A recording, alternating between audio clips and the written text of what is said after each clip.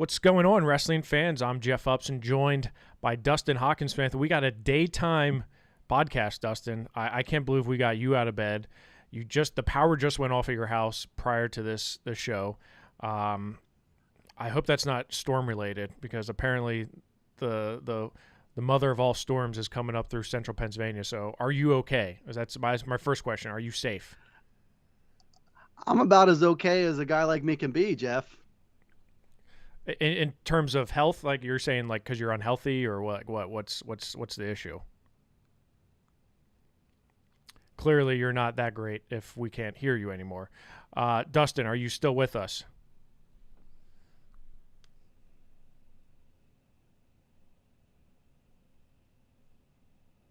We're going to try calling Dustin back here, see if we can get him back on the line.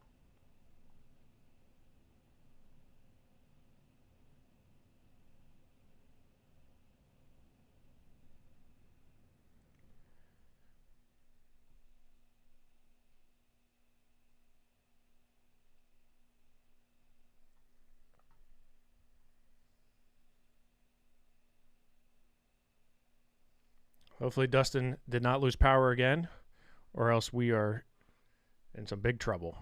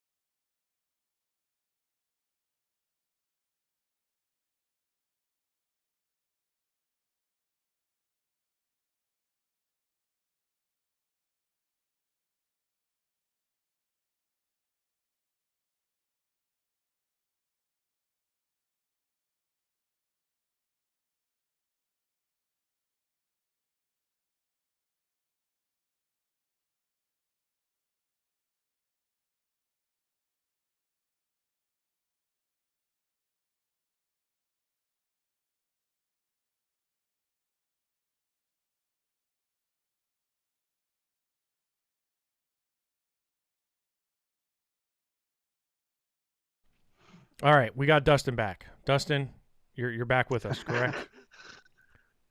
Yeah, I'm blaming the elements on this one. Okay. Ice and all that. My internet's still trying to recover. Well, this is it's a really unfortunate time, because some teams are dropping out of some of our big tournaments this weekend due to that weather that's coming through central Pennsylvania. We already lost Chartiers Valley and Souderton from the King of the Mountain tournament. Also, Berks Catholic, which is a team I really wanted to see at the Panther Holiday Classic. They are not going to be able to make it due to the weather. So it's not only causing connection issues for you, it's also causing some issues for tournament directors and folks that are looking to get some mat time this weekend at King of the Mountain and Panther Holiday. Well, one of those issues is more significant than the other, and it's obviously my internet. 100%. But that is, you know it's coming. You know the winter weather is coming. You know it's going to cause some havoc at some point along the way. The hope is that it really just is isolated to maybe some duels and stuff during the week that can be rescheduled. There's no rescheduling King of the Mountain. There's no real rescheduling the Panther Holiday Classic. To travel from the eastern part of the state to the western part of the state is a tall task, and I don't blame people. I think we're getting more weather leading up to Saturday as well. So it's just really unfortunate timing this time around. Yeah, I just saw Easton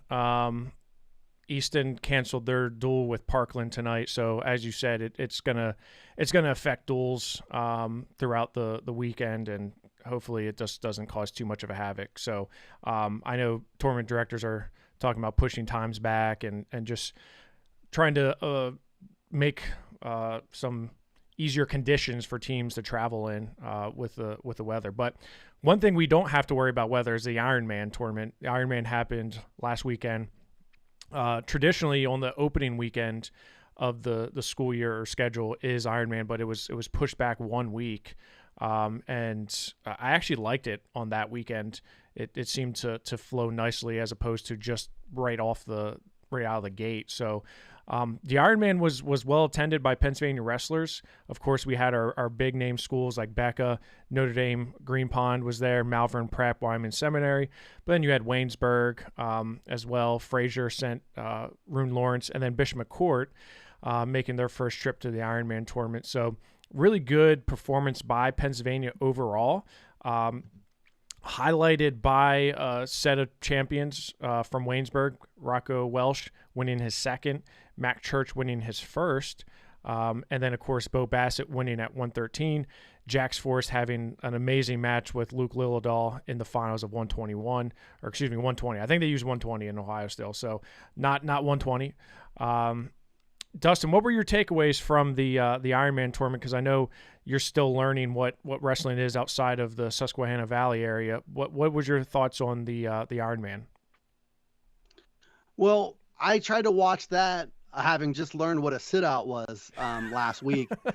So with that in mind, it was like a foreign language in motion. But no, I mean, obviously to start with Bo. To watch him over the past year or so, and you want to try to maybe like not talk about Bo as much, but look at, to me, it's just like his arsenal has expanded, and the way that he's winning matches has expanded.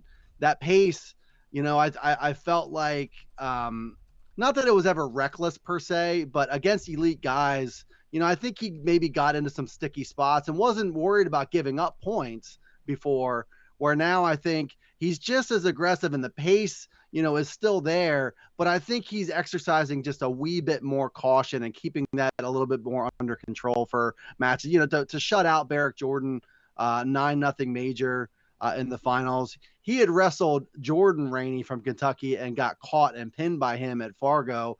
And it was almost like that Rainey lesson stuck with him when he wrestled Jaden Rainey in the quarterfinals at Ironman and beat him 7-3. I think he's just, obviously as a freshman now, he's going to continue to evolve, but he's not just the machine gun mindset in your face, break you with his pace guy. He can still do all those things, but I think his pace on the top too is pretty wild. Everybody's trying to score from top, but he is working feverishly to score from top. And I think the fact that he ended that Barrick Jordan match with a major and turned him late was just a really good way for him to go out. Dominant performance by him. So that was one of the big things off the jump. You're always happy to see, I think, Mac Church had been to the finals twice before. The Ironman was canceled in 2020. So, he couldn't have done much more at Ironman than what he did. But for him to go into overtime, I'm sure he saw some ghosts after he got overextended last year against Nasir Bailey and got caught and pinned in overtime. He wrestled a better match in overtime to win it this time. And then Rocco, two titles in a row here, 6 takedowns in the final. He's a guy who has also evolved and gotten better and better and better. So start with the obvious, let's say. It's certainly low-hanging fruit there with Bo and Jackson, Rocco, and Mac. But you're right. I can remember Mac his freshman year down at that 106, making it to the finals, and talking to him after the semifinals before he wrestled Mark Anthony McGowan. And bright-eyed, bushy tail, young kid, freshman, still the same Mac. But and now to see where he's at, years later, I think you saw the emotion after the win, and I think he really needed that, right? I know we did a story on him getting over that hump and winning the Ironman. I think that's big for him, right? Having won a state title, and now winning an Ironman title. That was the one that eluded him, right? So I'm sure he's super excited about that. But Rocco, as you mentioned, I mean, pound for pound, he's making a case for one of the best in Pennsylvania, right? There's no doubt about that with what he's been able to do. Who's number one? Ironman.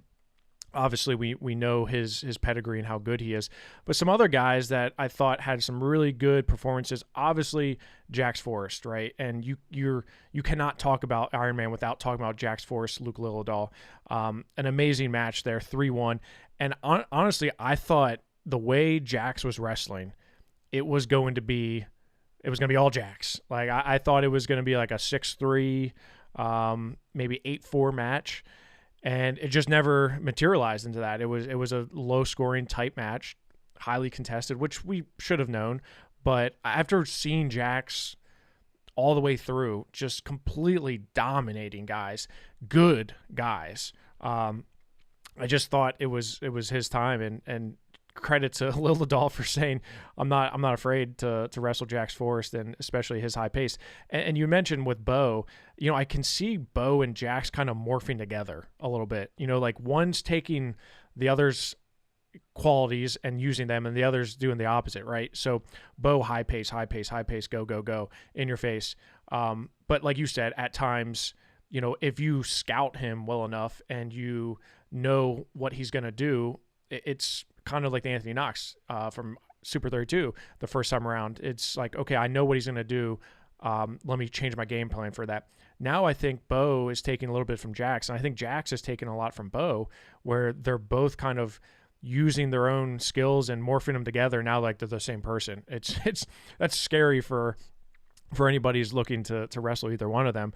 But going back to 113, Dustin, Pennsylvania had a great tournament there. Nathan Desmond finishes in third. Louis Gill in fourth. I thought Louis had a phenomenal tournament. Louis is a guy that, being from Hickory now at Reynolds, it's like, okay, you're gonna have some really tough tournaments. Not that Hickory didn't before, but Reynolds is always historically going to the big tournaments. Anthony Mutarelli as well. He finished in fifth. So impressed with those guys. Aiden Smith at 106, I thought had a good tournament, finishing in third. He's quietly under the radar, right? I mean, Aiden Smith's a guy who probably doesn't get a whole lot of talk because of Aaron Seidel, but Aiden Smith back down to 106, man. He's going to be a problem, and I could see him causing some issues down the road. We'll see what he does at the Beast of the East this weekend. Yeah, I agree with you about Aiden Smith. I was a little surprised. I think, what was he, the third seed at 106, and obviously deserving third seed. But he's so athletic, compact, and dangerous.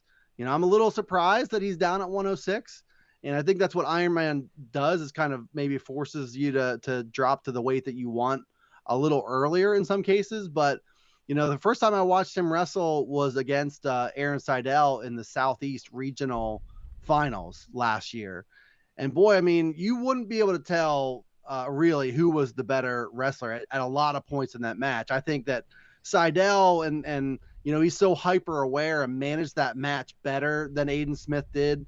And when he had opportunities to score, he took full advantage of them. So the timeliness of taking advantage of those opportunities. But I don't know that there's an enormous margin between those two guys. I think I don't think I'll be so. interested to watch them going in the future. And now Seidel has accomplished what he's accomplished, so it's hard to say that anybody is better than him. But I think he and Aiden Smith will wrestle some entertaining matches, and if we're lucky, maybe we see that twice this postseason.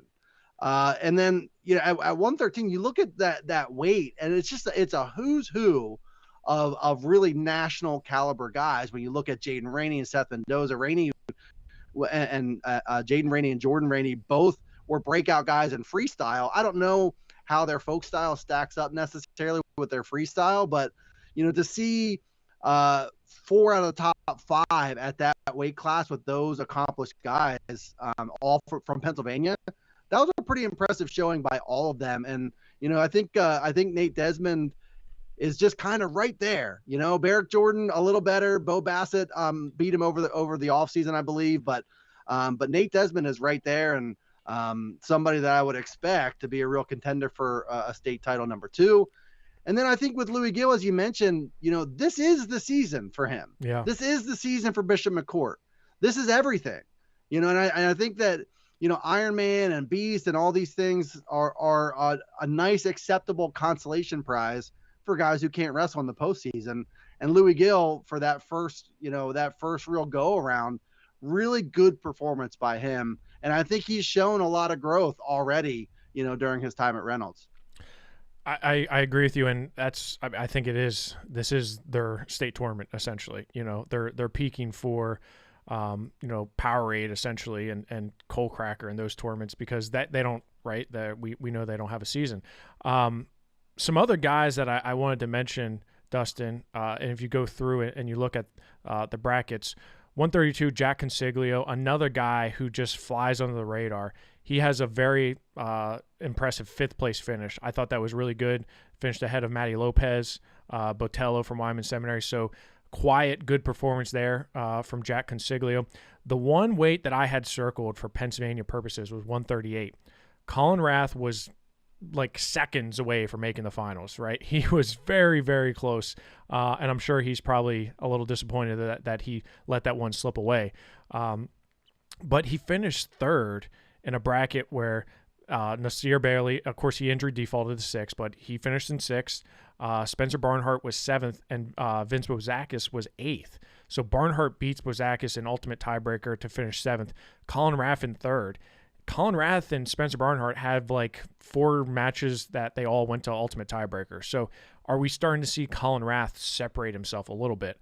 That was my question coming into this, and I really think Colin proved that, okay, like this is not a fluke. This guy has placed 3 times at the Super 32, including once as an 8th grader. Like he's the real deal.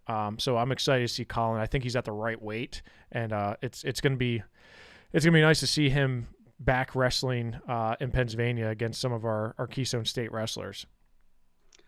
And I think the thing that really jumps out and starts to separate Colin Rath, and by the way, I think his big ultimate moment is coming. He is in the running at everything. Super 32 and Fargo, he's in the finals, and he's knocking on the door. He loses 6-5 in the semis at Ironman.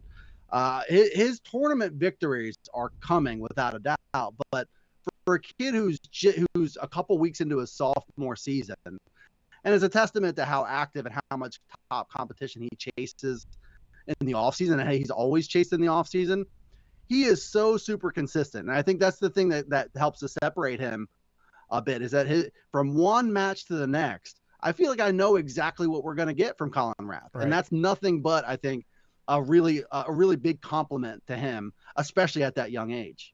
He's just consistent. He's so consistent he doesn't really have a tournament where you're like, man, I can't believe he lost that kid, right? I mean, he has some in-match things that he needs, I think he needs to try to get over. Like he's lost a few close matches. You saw it in Fargo in sort of the waning moments. So I'm sure he's not satisfied, but from an outsider's perspective, Colin Rath is one of the most consistent wrestlers in the state of Pennsylvania. I mean, everywhere he goes, like you said, he's a contender. And you can't say that for a lot of guys, especially for a lot of guys as sophomores.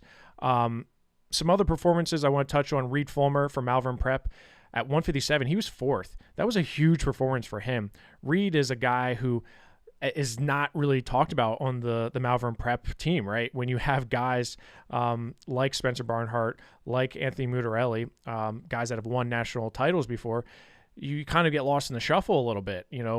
Nick Feldman still holds a lot of sway at Malvern Prep, and he's gone, right? I mean, people still talk about him there. So Reed Fulmer finishes 4th.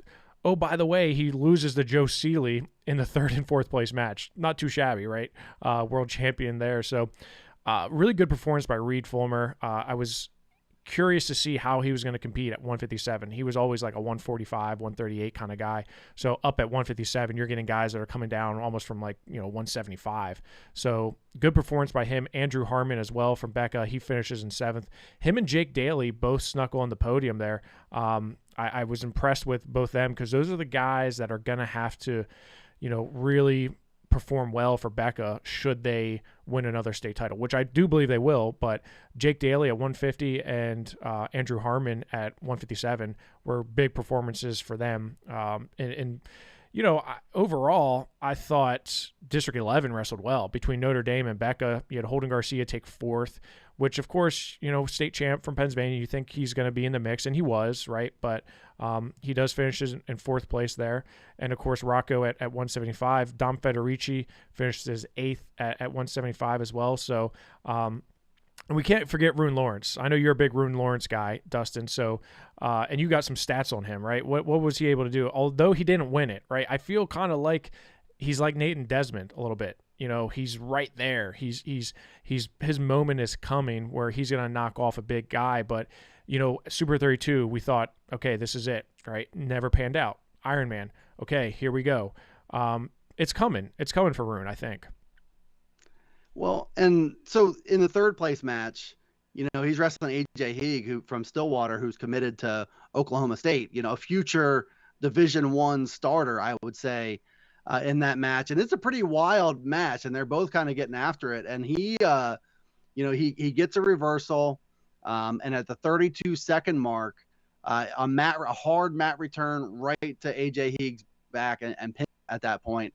They didn't love the call. It was kind of a quick call, but I don't think you could argue that his shoulders were flat. I don't know how long he expected to be able to be in that position and not get a pin call, but I thought a deserving win for Rune Lawrence. And the intriguing thing about him is that there's still so much potential because he doesn't do a lot of the off-season stuff, a lot of the freestyle stuff.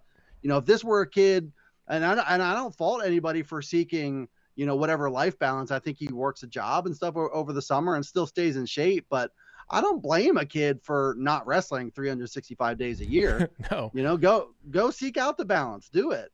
That's what makes him, I think, still, even as he is in high school, I think he could be winning these tournaments if he were doing a lot more in the off season. But again, no fault of his. I think if he wants to or has to do other things.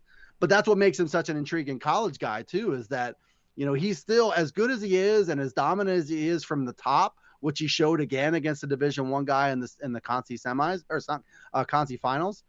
There's still a lot more that growth for him when he gets into, let's say, a college room and is wrestling full time. We have not seen not even close to the peak of Rune Lawrence, I believe, right? And maybe part of that is, he's not a 365 compete guy, and we see guys burn out. We see guys that are getting injured all the time, right? So it's probably maybe a little bit of a plan, but also I think it's not going to deter college coaches from trying to scoop him up. In fact, I think every Division I coach, including Cale Sanderson, wants Rune Lawrence in the room. And regardless if he's finishing third or first at the Ironman, that's pretty damn good, right? And outside of that, he may not take another loss this year, depending on who's at 189 in Powerade. I don't see Rune. This is what happened last year. He lost to Rocco Welsh, and then from there until the end of March, it was tech fall, including the finals. So it was a very much Dayton Pitzer-like performance after December at the Powerade tournament. So enough of, people say I slobber over McCourt. Dustin, I think you're the guy. We got to put you on some type of list because you're the one slobbering over McCourt. You just jump right out of the bat. And listen, I only had to change my bib once this podcast, so only once. I'm getting better. See, it wasn't an electrical failure; it was the drool that are coming down for your face. Yeah, I see. Hit the hard wiring of my devices. Yeah, that's my bad. But it's Bishop McCourt's fault for being good at wrestling. I'm 100%, sorry. 100%. Other weekend results. Some notable results. Tahir Parkins continue to do Tahir Parkins things. Pins Zach Giacaruso, returning state champ. He goes. He's up at 127 for the duel. Ends up getting pinned by Parkins. I don't think Giacaruso is quite in wrestling, shape or mindset right now. And I don't know if he will be this year and maybe into next year. But Tahir Parkins is clearly that dude. Tahir Parkins is wrestling really, really well, and that's just further proof that he is. So good win for him. Giacaruso's gonna, he's gonna have to do some soul searching if he wants to win a second title. Yeah, and I know I ran into him in the hallways at Cumberland Valley a couple weeks ago and said he had a shoulder issue that came up right before that tournament. So maybe he's still working his way back from that from a conditioning and or health standpoint. Really intriguing style matchup with these guys because they can both go low, knee on the Yeah. mat, both knees on the mat, whatever. I think Parkins is a little bit more dynamic in the options that he has with his offense because he doesn't live by that style, but he's one who can match what Jack Caruso does and who understands what Jack Caruso does, kind of like a fish out of water in that facing that style, which I think is tough. If a guy wrestles a standard style all year and then gets into a high leverage match against the guy who's going to go down on one knee, trying to match that style and still be yourself and try to dictate the match is really tough to do. Parkins is uniquely positioned to be able to do that against a guy like Jack Caruso. They're from a stylistic standpoint, those two are carbon copies of each other. At least, they were last year. I would argue, right? They both have that low stance, one knee on the mat, maybe two, leave a hand on the mat and one hand up, and they kind of, again, cat-like. They're kind of like waiting to attack a leg, and they both do that. But Parkins is just he's just in a different gear, right? I think we talked about it a whole lot at the Cumberland Valley Kickoff Classic, but just seeing him at Super 32, seeing him at the Surge, like he's just in a different mode than he was last year. Again, this is just further proof that he's going to continue to progress this season. Some other big wins. I was at Hampton for the Hampton Dog Duels. Malvern Prep was at Ironman, obviously. They sent their B team to the Hampton Duels. Not a particularly super deep tournament, right? But you had some quality teams there, right? Thomas Jefferson, Kiski area, Fox Chapel, Mount Pleasant were there, Seneca Valley. A lot of good individuals. And Malvern Prep won it. Their B team won it. And I think they gave up 3 forfeits. I know they lost their heavyweight or 215-pounder to an injury midway through. So really good performance by Malvern Prep. But individual performances, Bodie Marlowe from Thomas Jefferson, a sophomore, regional qualifier last year, really had a good win over Luke Sipes from Altoona, who he had not been on a mat for 8 months after suffering an injury at the Virginia Beach Nationals. He had surgery and he was out for quite a while, and he still has a wrap on his shoulder. And you can actually watch that match if you go back on our Hampton Dog Duels page. You can see that match take place, and it was a 3-1 sudden victory match. Good win for Marlowe, for sure. Marlowe is a guy who last year as a freshman was overshadowed by Maddox Shaw a little bit, from the state level at least, not in the WPIAL. That was a really good win for him. Excuse me. And I think that just – my question was, how was he going to be at 52? And he looked strong. He looked really, really strong. And I think that's going to be if he decides to stay at 52, I think that he's going to be a problem and not only in the WPIAL but in the state as well. So good performance by Bodie Marlowe against Luke Sipes. Well, yeah, and I think I saw where'd he go up in your rankings to number 4? Yeah, I number think? 4. Yeah. So you want to talk? If he was overshadowed before, this is somebody who is now not overshadowed any longer. And when you're a freshman, even at the weights that he wrestled last year, which for the regular season when there was a lot of 38 and 45, you're just running into a lot of veteran guys, a lot of tough veteran guys who've been around for a few years longer than you, and it's going to be a grind for a little while. But I think what you're seeing is probably a little bit of growth coming out of that. You learn your lessons from wrestling all those tough veterans. I mean, and also banging heads with Maddox Shaw every day in the room, right? That probably helps. I mean, that probably assists you a little bit, Dustin. So, yeah, I mean, it's again good performance by him, and the good thing that we're going to see is he's going to King of the Mountain, where he's going to have a whole heck of a lot of landmines to go through in one weekend, right? So, and we're going to have Luke Sipes at the Panther Holiday Classic. So we're really excited. Of course, the Panther Holiday Classic, this will be the second year in a row PA Power is going to be streaming that tournament up at Mount Olicious, and it's a phenomenal tournament. Penn Cambria, Paul Myers, they do a phenomenal job of putting on a show there. I think 48 teams. Of course, like I said, Burst Catholic had to drop out for because of weather, but still like a huge field. And what I love about this is people always, ask me, hey, where are you going and why are you going there? And the one thing I say about the Panther Holiday is this is a phenomenal time for Double-A to really see the landscape, especially in the Southwest region.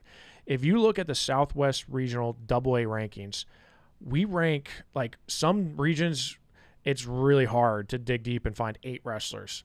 In the Southwest Regional, we're ranking like 15 to 20 wrestlers. And what I've found is with the change in classifications, District 6 teams moving down to Double-A, District 7 teams moving down to Double-A, the Southwest region has gotten extremely deep in Double-A. It's out of control how deep it is at certain weights. And really, when you look at our rankings and the Panther Holiday Classic seeds, they're basically verbatim, right? I mean, there's obviously a lot of WPIAL teams not there, but there's a good amount of District 5, District 6, District 7, and teams from outside of that region competing at the Panther Holiday. So it's really, you kind of take all the files in the filing cabinet, you throw them down, and they get reshuffled, right? And that's what I love about this tournament is you're going to see a good mix of Double-A, Triple-A, and different districts that are competing head-to-head. And for a roadmap, this is a perfect example of what to see and what to watch for, because a lot of these wrestlers, they may not see each other again until the regional tournament. So I'm really excited about that. And of course, we have the King of the Mountain tournament happening on Friday, Saturday, up at Central Mountain. Love that tournament. It's a tournament I competed in when I wrestled at Central Dauphin, and I love the King of the Mountain. Probably didn't wrestle very well there, but it's one that I really, really like. And Biff Walliser and his crew up there, they do a phenomenal job. And then they have the Queen of the Mountain on Sunday following that. So we're going to have coverage there. You're going to be at King of the Mountain. Mitch Rupert's going to be at King of the Mountain. Our boy Buck is going to be up at the Queen of the Mountain. So we're at coverage there. I'll be at the Panther Holiday, rocking it with Paul and Cole. And then we're going to have Aaron, the big boy, Aaron Morican, going down to Beast of the East. So PA Power is going to have you covered throughout the weekend at multiple locations. So excited for that, Dustin. But yeah, Panther Holiday coming up here.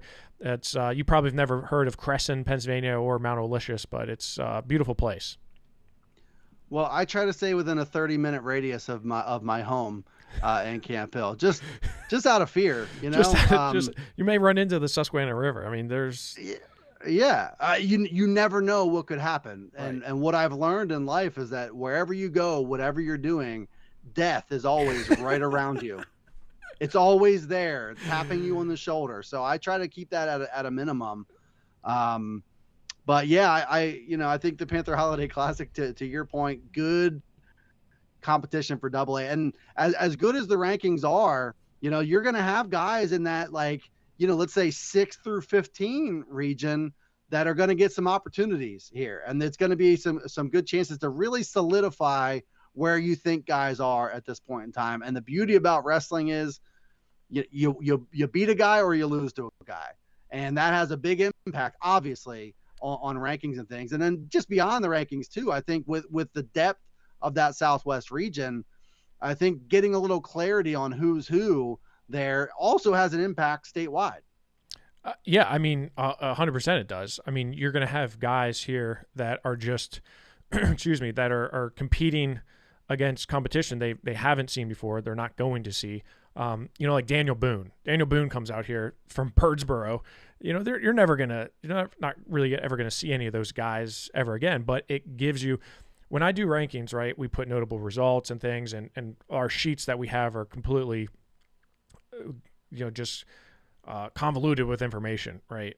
And there's a lot of notable results and things like that. The Panther Holiday ones, they stick around there for a pretty long time because they're pretty relevant, right? And you look at the teams that are going. Bowling Springs, right? Bowling Springs is a team that I'm really excited to see here at the tournament because we saw them at Cumber Valley.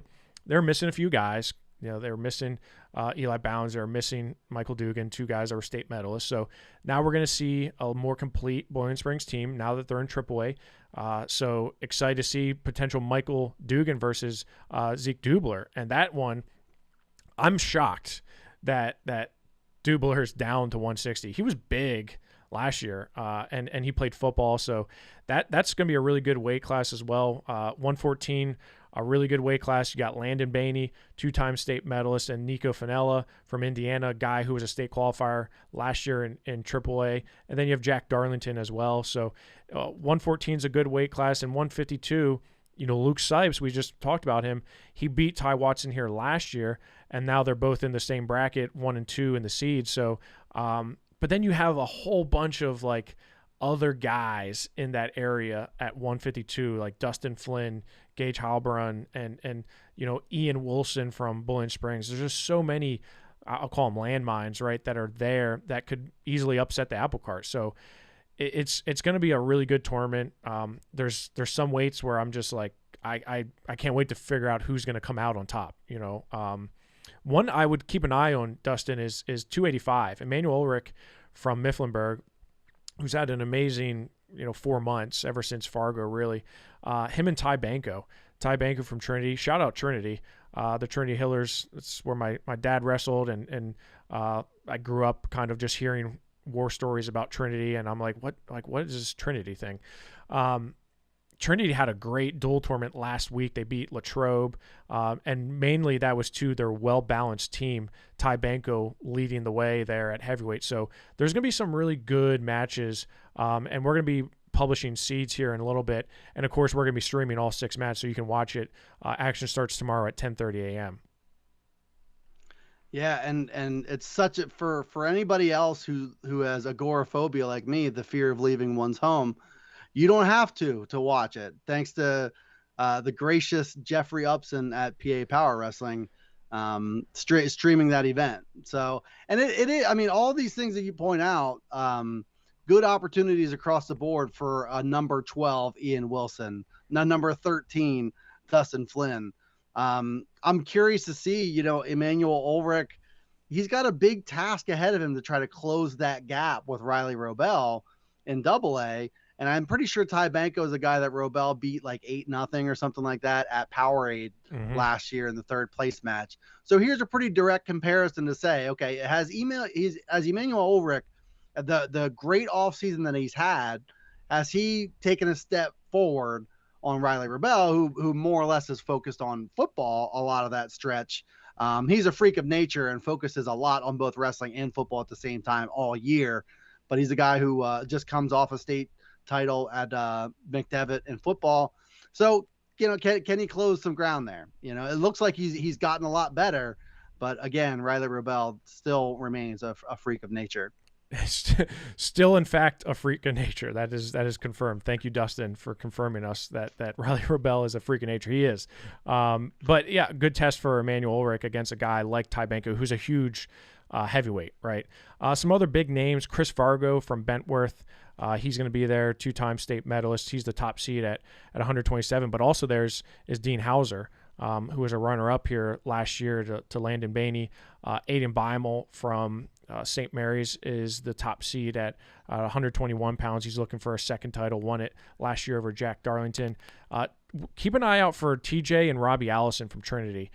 Two guys that were really solid coming up through the youth program, and I think we're going to see them both do well here at the Panther Holiday, but they're going to have their hands full. And when I look at this tournament in particular, I see a lot of freshmen that I'm like, oh yeah, can't wait to see him wrestle. A couple of those guys are from the Whippeal, Lucas Barr from McGuffey, but also you have like the two from Bowling Springs, Ian Longenberger from Bowling Springs, and then Drew Scherer, who had a really good Cumberland Valley kickoff tournament. So I'm excited to see him. Eli Bounds back in the lineup. Again, a guy who was a state medalist last year in AA. Is he going to be able to show like, okay, in AAA, I'm somebody that is going to be there, right, in the mix at least, because 133 is a little bit. I mean, I'll say a little bit. It's a little bit less convoluted and kind of jumbled up with top end talent. So he very well could sneak in to pretty high on the podium. Dustin, what is your take on this team as Boiling Springs overall? Because when you look at the individuals, they've got a ton of really talented individuals. Is this a team that you think in AAA at least that fans should be looking out for, like maybe a potential state qualifier team as in the first year they're going up from a AA to AAA? Yeah, it's going to be really tough for them, I feel like, and but they're going to say, hey, it's just, and this is their team motto, is it's just another A. But I think on an individual level and on a team level, the field gets a little bit different. Now, on the bright side, so they just wrestled some real litmus test type District 3 duels last week. They lost to Chambersburg, who's been really, really good to start the year. But they beat Hempfield 50-21, and they beat Spring Grove 41-24. They finished in 10th place at the Cumberland Valley Kickoff Classic, despite not having their 2 state medalists. But I do want to see, like you said, is Eli Bounds a state medal contender in AAA? Is Michael Dugan somebody who can match or exceed what he did in AA, which was back-to-back bronze medals, now at 160 pounds in AAA? You're going to see, and that's a pretty good weight here locally too, is that, you're going to have Michael Dugan and Don Frontino as guys to watch there. So yeah, I'm very much still watching, but you mentioned the freshmen there. They're really big believers in their freshmen. They put their freshmen to the test early. They have sincere high expectations for their freshmen. I think Boiling Springs still has the potential to crash that District 3 and get into the PIAA team tournament. But if you look at Central Dauphin and Cumberland Valley, 2 of the strongholds here locally, Central Dauphin produced one of the worst human beings I've ever met in my life. Wow. As an alum. You have to be talking about somebody else. I don't. Yeah. It would be such a terrible thing to say if I weren't making a joke at your expense. But Chambersburg having already beaten Boiling Springs. So it's going to be a kind of a race to develop over the course of the season. I love Wilson Westlawn and the combination that they've got going. They were I think a 4th place finisher at Cumberland Valley to start the year. So it's going to be tough. That those 3rd and 4th spots are going to be tough to grab. But I think Boiling Springs, if they experience the right amount of growth over the season, especially those young guys, can be a team that ends up in Hershey.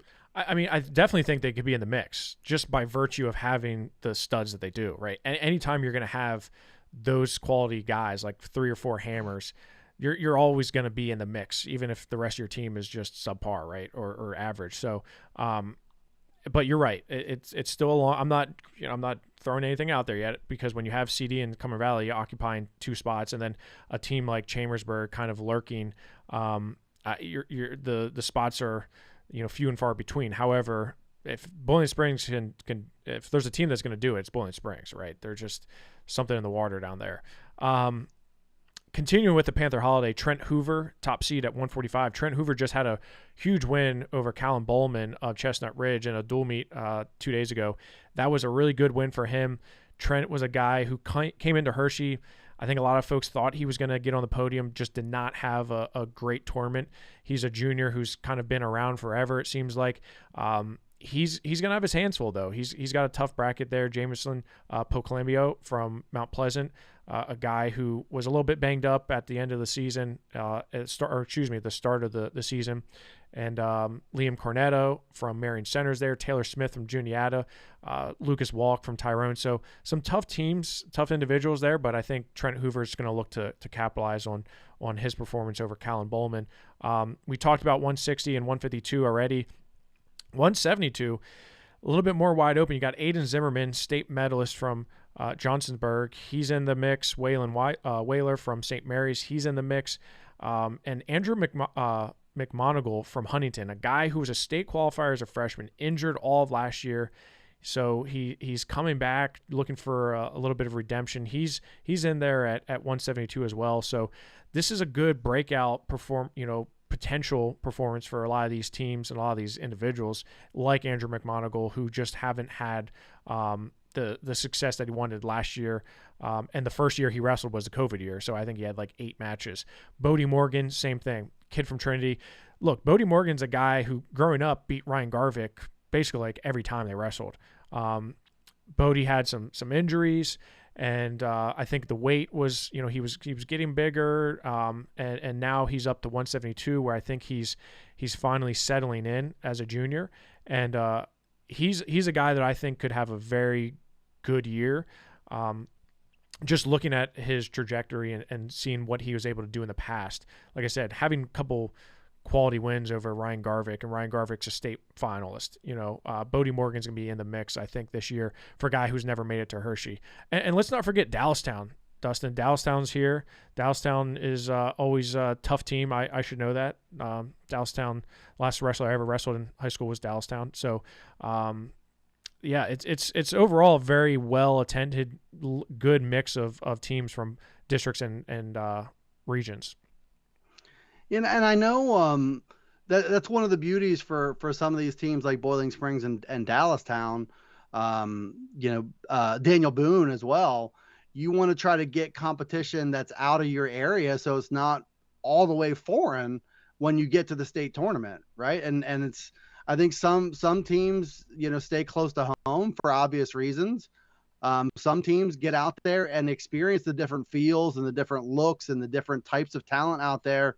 It's kind of whatever sort of floats your boat as a coach and a scheduler. But I definitely see the merits, and Boiling Springs and these teams also see the merits in getting someplace new and feeling these guys out before your season's on the line. Yeah, I mean, it only makes sense, right? I mean, you don't want to stay wrestling all the same teams in your section, right? I mean, it's just at some point it gets old, right? And you want to get your guys other looks, right? So this is a perfect time to do such that. So 189, Tucker Hogan, number 1 in the state currently right now. Sonny Sasso is out, or else he would be, but he's the top seed at 189. Really talented wrestler. Obviously, we know all about Tucker Hogan, but Vitaly Daniels from Bentworth is there as well. So keep an eye on him. And then if you look at 215, Connor Jacobs is your top seed, but he was behind. He was a 5th place finisher last year at 172, and now he's all the way up to 215. We got to see him on our True Power card. Him and Cale Newton, all the way from Florida. He's coming up. He's their 2nd seed, and those two actually both finished 5th last year. Connor Jacobs quite a few weights below him. And then if you look at heavyweight, Dustin, this actually may be one of the deepest weight classes of the tournament. And I say that kind of begrudgingly because, heavyweight's always like, oh gosh, heavyweight, right? But my gosh, there's a lot of top end talent here. You talked about Ulrich, we talked about Banco, but then you got Gunnar Singleton from Huntington, who's in the mix, Brady Ewing from Tyrone, Ethan Norris from Bellwood, who's coming up, Zane Hagens from Somerset, Michael Hershey from Spring Grove, who I really like, and Julian Dodson from Bowling Springs. And keep an eye on freshman Daniel Williams from Glendale. This guy's a really impressive freshman at heavyweight, which you don't see quite often. But overall, heavyweight's got a ton of depth. So, Dustin, maybe if you're lucky, you can throw your hat in the ring and get you can get into the entry maybe, and you can see what you can do. It's a really depressing thing to know with where I am on the scale. If I were to wrestle in a tournament, other than the comic relief of it, I would have to wrestle 285 pounds. I mean, you've been throwing shade at me all day, so I mean, I'm going to throw it back. I'm not trying to like channel my inner TC Warner, but I mean, I'm just trying to throw it out there, bro. That reference is also related to my heavyweight weight class and appearance also. And stature. Yeah. Yes. Yeah. Style of walking as well. No, I mean, it is depressing,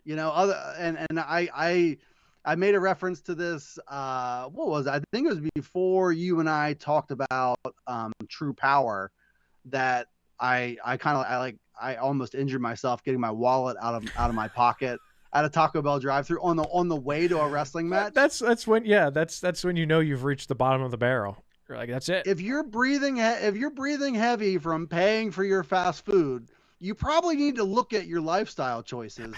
And I think one of these years I'm going to get there. But you cover this sport and these guys who have such incredible discipline and punish themselves physically and just generally speaking are at like peak athletic form.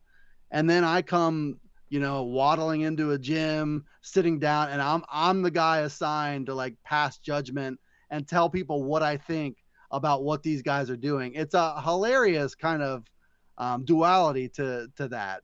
Like what business do I have doing that? But the heavyweights I can speak about, Right? Sort of. That I can comment. This is your on. territory, right?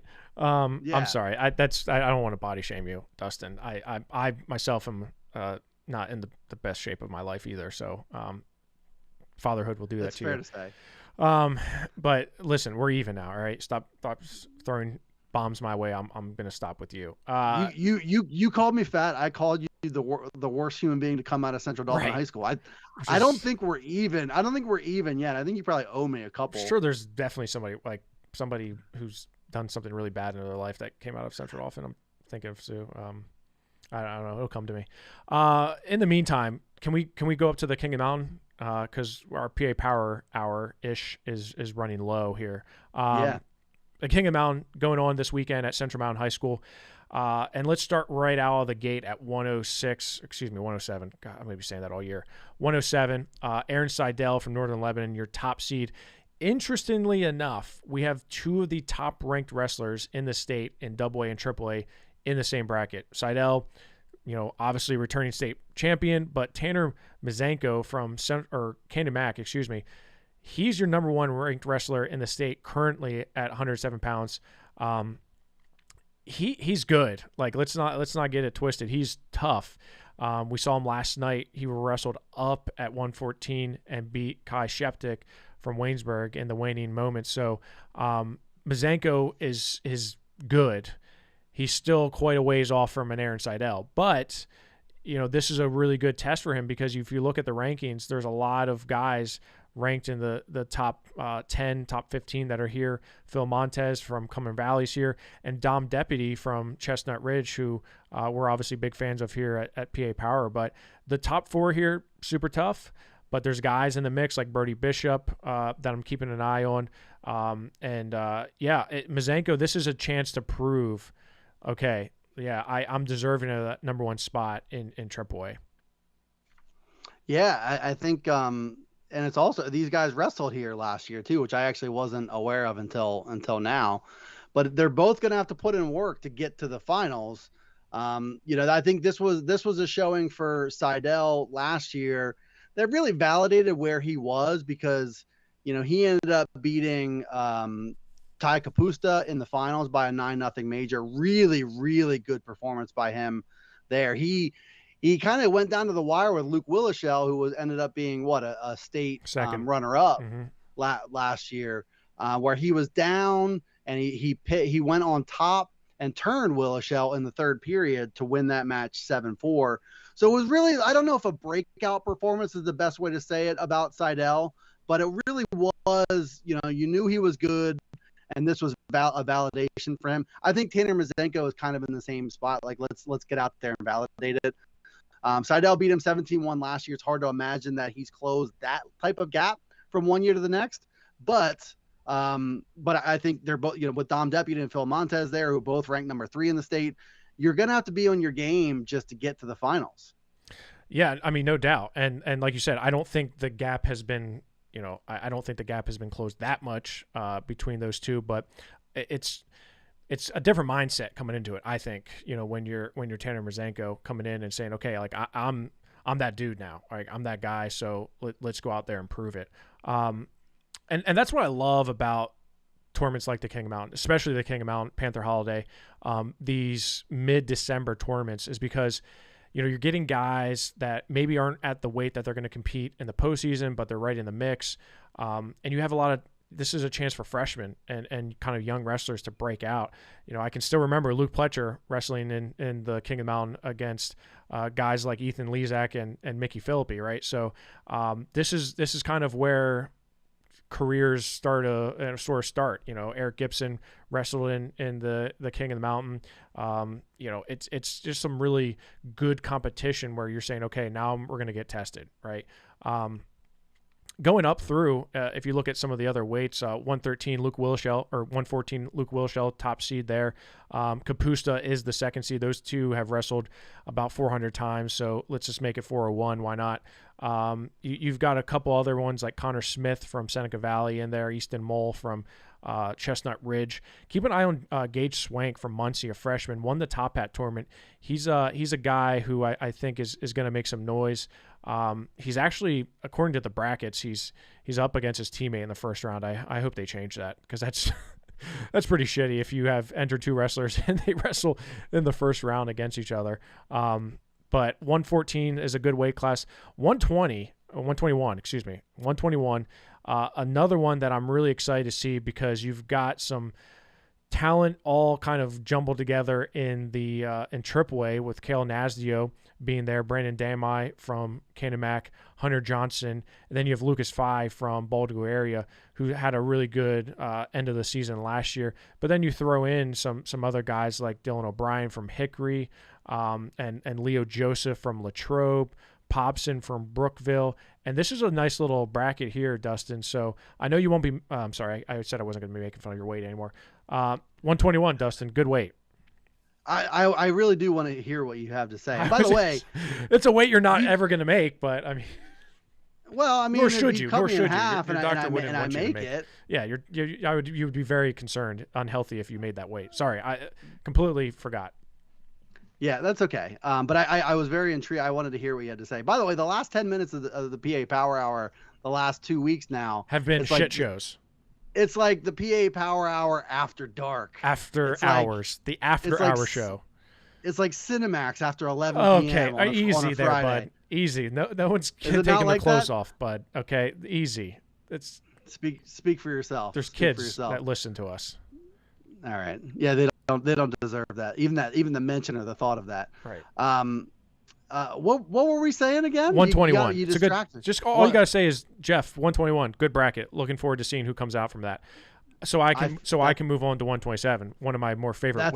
That's how I feel. Okay. Let's move on. Thank you. 127. Another really good weight class here, because you have Tyler Chappell, who we know all about. Cohen Baney from Baltimore area. Seamus Mack from Hempfield is also here. Gavin Sheridan from Boyertown. And then you have a whole slew of other guys that are just, they're right there.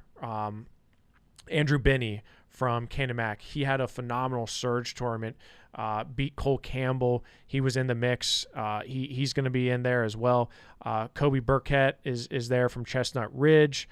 You got Connor Demchar from Pottsville, who's also, I think, in the mix there. So right out of the gate, you just got a really, top end talent here that are looking to break out. And I think this is a good chance for a lot of these wrestlers. And guys who are known commodities, a lot of juniors and seniors as part of that group. Nobody's really in a proving ground situation per se, although, the winner of this thing will definitely, do that. But we know what they all bring to the table, and whether it's good enough or not, that's what we're waiting to see. So I know in particular 133 is one of your favorite weight classes, Dustin. Tell us why. Why is 133 one of your favorites? Well, I mean, so Cooper Hornack is there, 2-time state medalist now. He was there last year. I think he was one of the guys who was surprisingly who had got beaten a couple of times. Kalen Ballman was another guy last year at King of the Mountain. But you look at in AAA, Maddox Shaw and Luke Simcox being there, and Rocco Fratelli from Northern, who I think you have at number 6 there. Hayden Cunningham from State College working his way back. I think he's missed the last 2 years to injury. He's somebody that you can't count out. And where's he at in that process now? So I think there's just I'm a big fan of Jake Mitchell from Congo Valley locally as well. Just a good mix of guys. I don't think is necessarily an obvious champ out of that group, especially when you have Shaw and Simcox. We talked about being a proving ground. This was another tournament, just like Aaron Seidel last year for Maddox Shaw, I think had, again, not a breakout, but one of those tournaments that made you turn your head a little bit. And I think if he were a little bit more seasoned, there's a good chance he beats Scott Johnson from Muncie early in the tournament. Johnson, I think, just leaned on his experience and came back and beat Maddox Shaw. But this is a really good balanced weight, I feel like. Yeah, I mean, you had mentioned it. A lot of depth here, and I'm a big fan of Jake Mitchell as well. He did just recently take loss at Gettysburg, but 133's got it all, right? Cooper Hornack, as you mentioned, lost 2 matches here last year. Probably didn't, have the performance that he wanted to, but still a really good performance by him. Luke Simcox is the one, I kind of have circled. It's like, okay, Luke, are you going to break out here? And it doesn't hurt that Scott Johnson dropped from 39 to 33, right? At 39, he lost to Dalton Perry in the finals of the Top Hat tournament. Now he's down to 133, where he moves into the number 1 spot in the state rankings.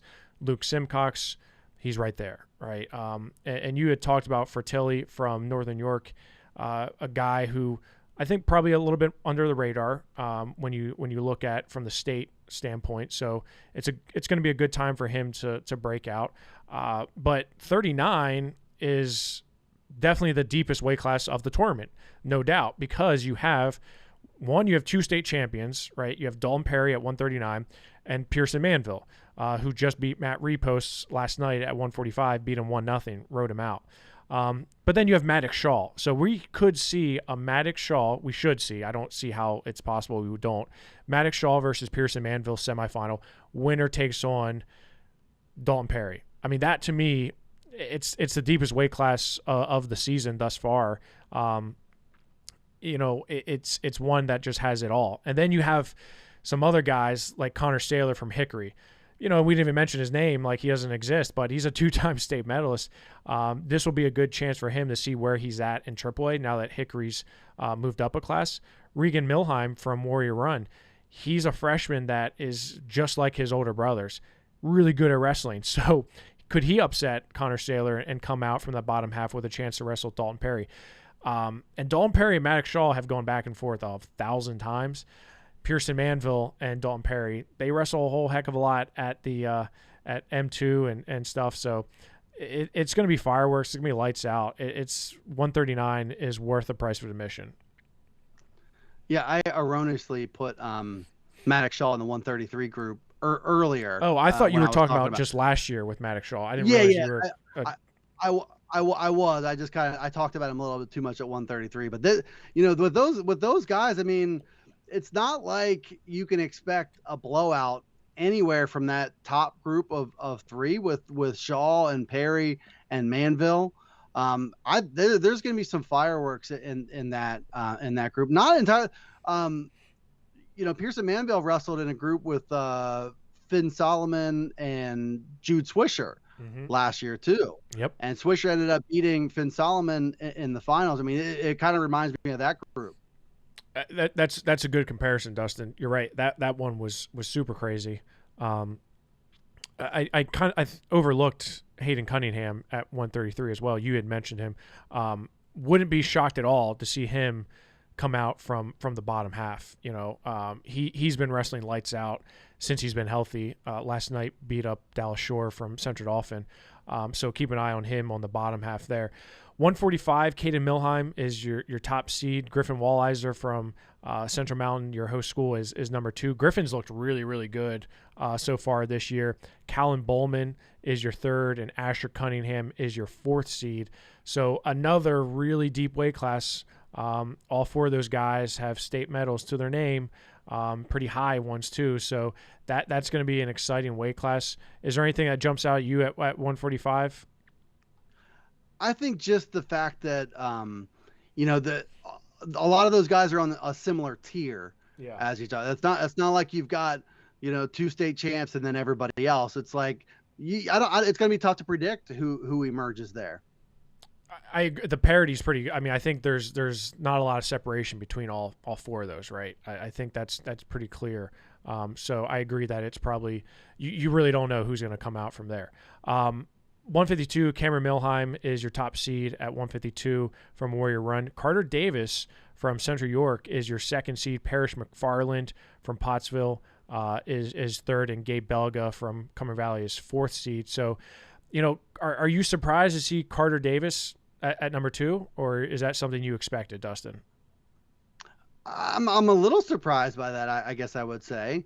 But when Carter Davis was at his peak form, yeah, last year, the Ultimate Warrior tournament, he can wrestle with anybody. Yeah, he can wrestle with anybody.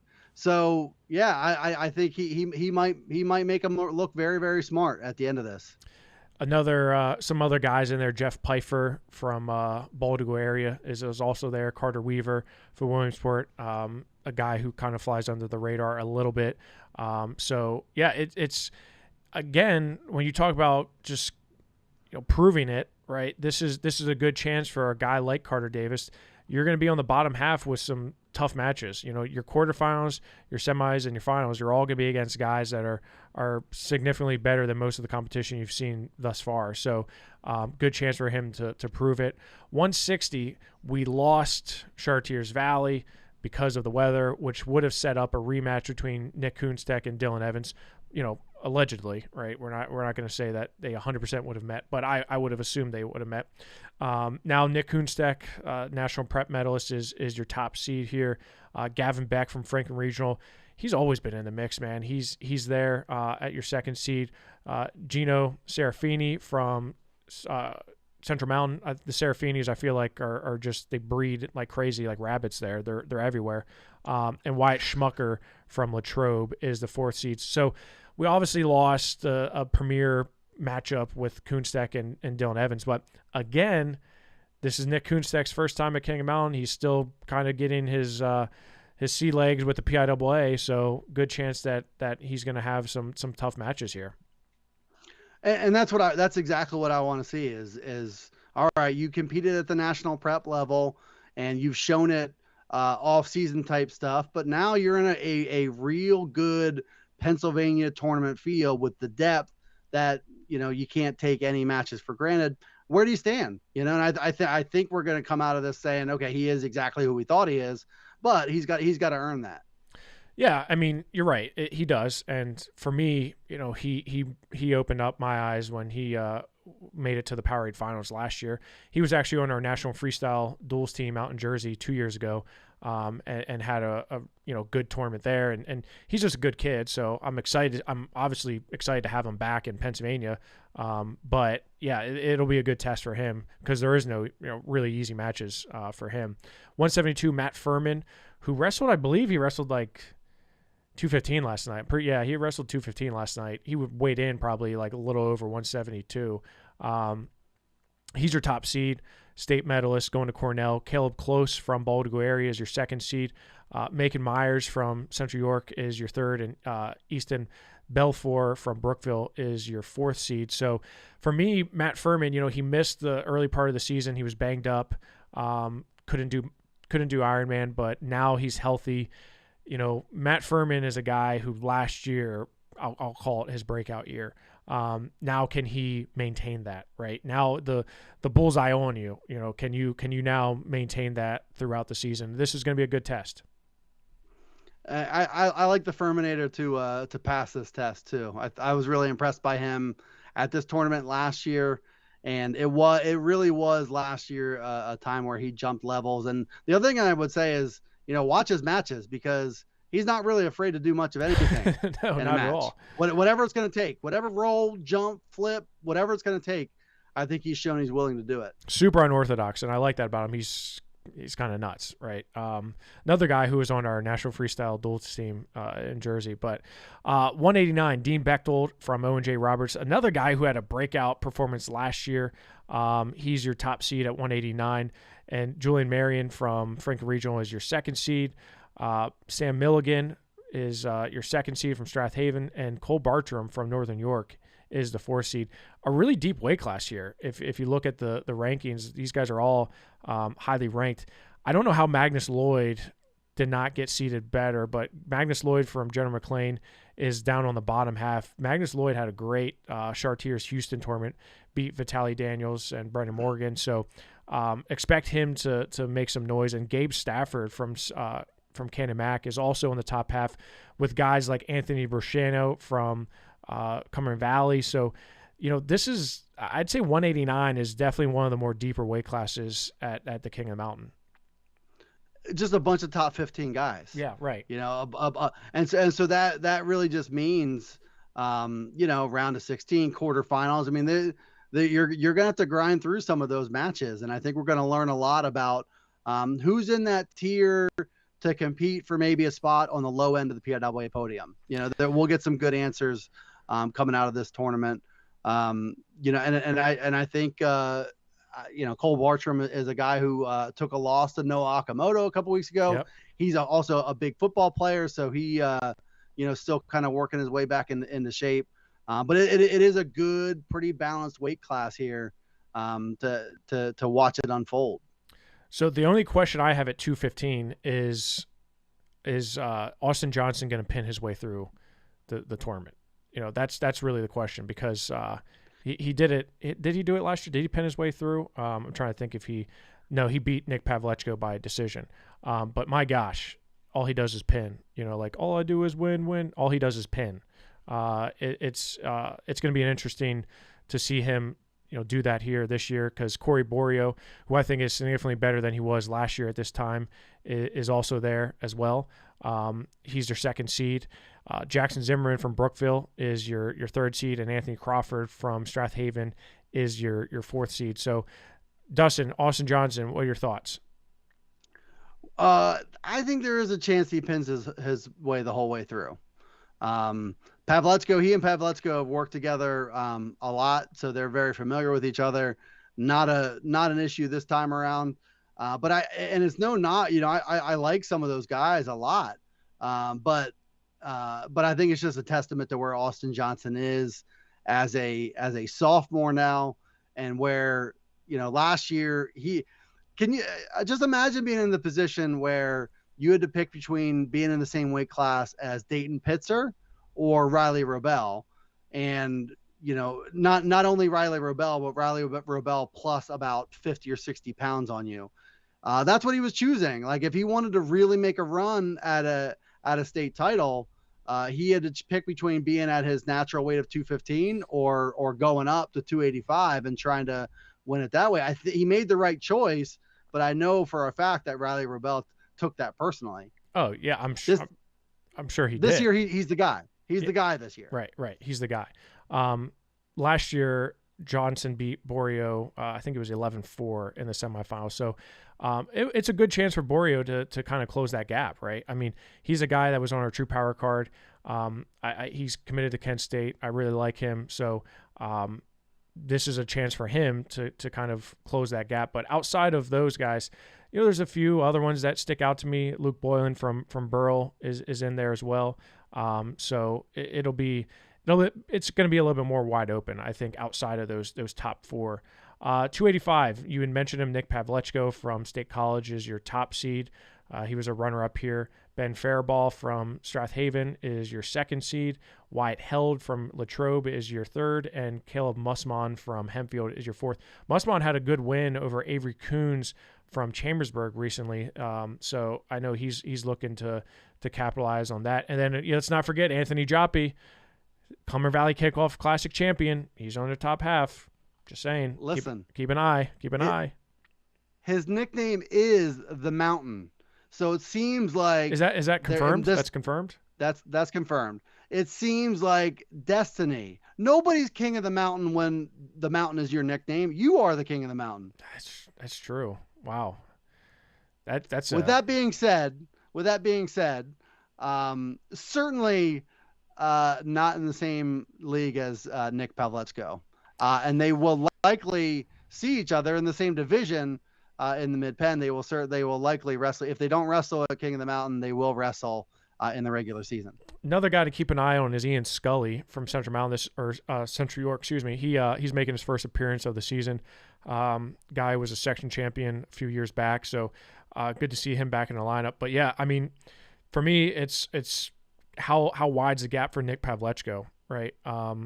Faribault's tough, right? But Pavlechko has just been completely dominant, so this is going to be, for me, it's how big of a gap can you make it. So those are my thoughts, Dustin. He looks beefy at 285. I don't know what he looks like. He's probably a good solid 235, 240. Yeah, I don't and know when he wrestled in True Power, he weighed in at 235 pretty easily. So yeah, I would expect he's probably up around the 240, 245 ish. He looks like he's ready to rock. good move and good dedication. I think it was to gain that weight in the healthiest way you can. It's not actually. Yeah, it sounds like fun, and I did it by accident. Right. Gained 25 pounds in a summer. Mm-hmm. I'm capable of doing that, but to do it the right way and to maintain your conditioning and to maintain your movement. I mean, it is a deliberate process. It looks like you went through the process right. Well, at least one of us did. At least he did. Any closing thoughts here, Dustin? Please stay safe. I don't need you. Death is always around the corner. Please be careful driving up the King of the Mountain, doing all that stuff, or just simply walking to the bathroom. I guess you always, death is lurking for you. So just be careful. That's all I can say. No, I appreciate that, and I will do my best. All right, thank you. Well, this has been a hell of a show. I like it, when we get towards the end and we just kind of let it fly. Remember, state rankings, both AAA and AA, are now updated on Rockfin. Regional rankings, there's been a lot of movement too, and I know we're going to be putting out some risers, but there's been a good amount of movement. The most movement we see in rankings happens after this week, though. Historically, I've been doing this for a very long time. The biggest movements always happen after these mid-December tournaments. So I can't wait for it. For me, it's very it's something I look forward to every year because we're starting to see the picture take shape, right? What else? Well, we're streaming the Panther Holiday starting tomorrow. 6 mats will be streamed for you at the Panther Holiday tournament, and of course we'll have coverage from the King of Mountain. And the Beast of the East is happening as well. We didn't mention the Beast of the East, but the Beast of the East is happening. Historically, always a well-attended tournament for Pennsylvania teams. This year is no different. We got teams like Bethlehem Catholic going, Notre Dame Green Pond, Central Dauphin will be there, and actually Council Rock South's making their first trip there, which is interesting because they haven't historically gone to the Beast of the East, but they will be there as well. I'm pulling up the list here of who else. I think it's 15 teams total. Chambersburg will be there, Downingtown West. Oh, and of course Faith Christian, our number 2 ranked team in the state, will be there as well. Malvern Prep, Northampton, Nazareth, Saucon Valley. So yeah, it's District 11 heavy, but that's really another one that you get a lot of breakout performances, Dustin. Massive weekend of wrestling, and I can appreciate that the Beast of the East is a Saturday-Sunday deal. Yes. So all these other tournaments kind of clear the air for the most part. Yep. And you can kind of focus on what's happening there. Yeah, 100%. I like that. I love that because Sunday it's like rankings day. I actually have to work Sunday, but don't tell them I'll be watching wrestling and answering 911 calls, obviously, but definitely some wrestling as well. Mostly just watching wrestling. No, that's not true. Dustin, again, thank you for joining me for this snow day, daytime. Forget your stories, forget General Hospital. You got the PA Power Hour right here, midday. Dustin, we appreciate it, and we will see you probably this weekend sometime, right? I'm looking forward to it right after I get done watching General Hospital. All right, sounds good, Dustin. Thank you.